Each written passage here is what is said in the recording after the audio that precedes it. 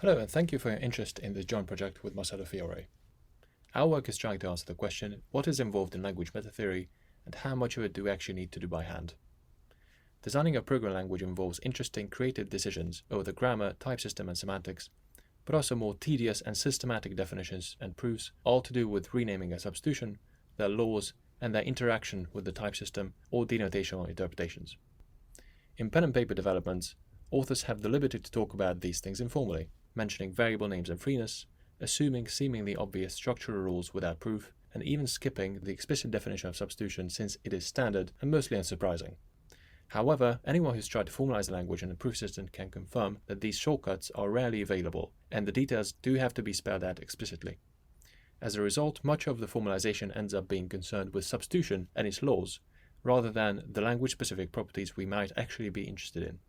Very often we are bogged down in minor technical issues to do with scope and variable binding, and reluctantly have to solve them by adopting unintuitive generalizations which seem more complicated than the task at hand. For example, we are often forced to derive single variable substitution from the far more general simultaneous substitution operation. Being very closely tied to syntax, all these definitions and lemmas constructed by induction on the grammar need to be modified anytime the term language is changed. And all of these issues make the formalization of metatheory a very tedious and frustrating process, which no doubt contributes to the relative scarcity of machine-checked type theory papers. Our work joins a long line of attempts to automate this process, but we try to bring a bit more to the table by approaching the problem from the point of view of mathematics.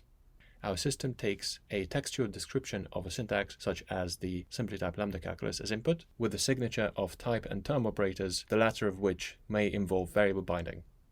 This is fed into a small Python script that generates Agda code for the inductive family of types and terms, which uses intrinsically typed encoding and therefore mirrors the typing rules of the terms.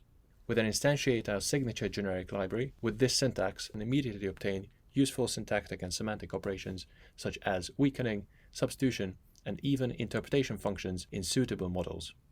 Not only that, we also get proofs for the correctness laws entirely for free, such as the syntactic and semantic substitution lemmas, which are notoriously difficult to establish by hand and are frequently needed for more interesting proofs.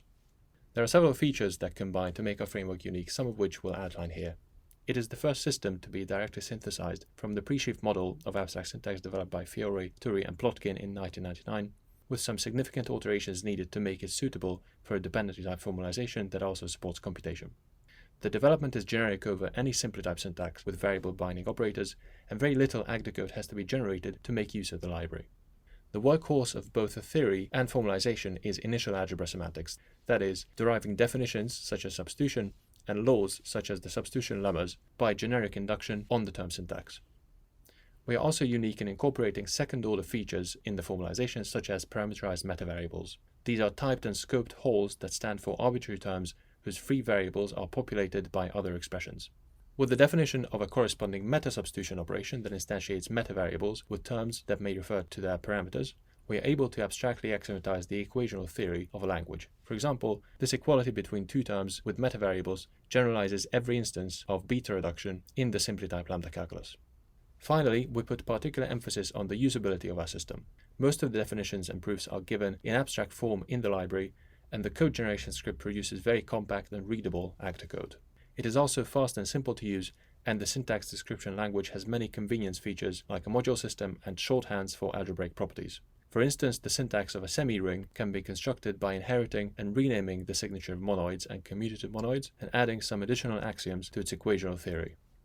As an example of the framework, consider the second-order syntax of first-order logic, which compiles to a data type of logic operators and a list of equational axioms such as commutativity, De Morgan laws, and so on. We can then use the equational reasoning framework to derive the property of pushing conjunction into universal quantification from the right. A and B here are metavariables that can be instantiated with any term of a suitable form, and A additionally takes the variable that we quantify over as a parameter. The first two steps apply the logic axioms with their metavariable instantiated with particular terms, for example applying commutativity of conjunction with A set to for all x ax and B set to b. We can also apply reasoning steps within subexpressions using the cong combinator, which eliminates the need for hard coding the congruence rules for every subexpression of every term of the syntax. We can simply put a hole in the place of the subexpression that we wish to rewrite, in this case applying commutativity to the body of the quantifier.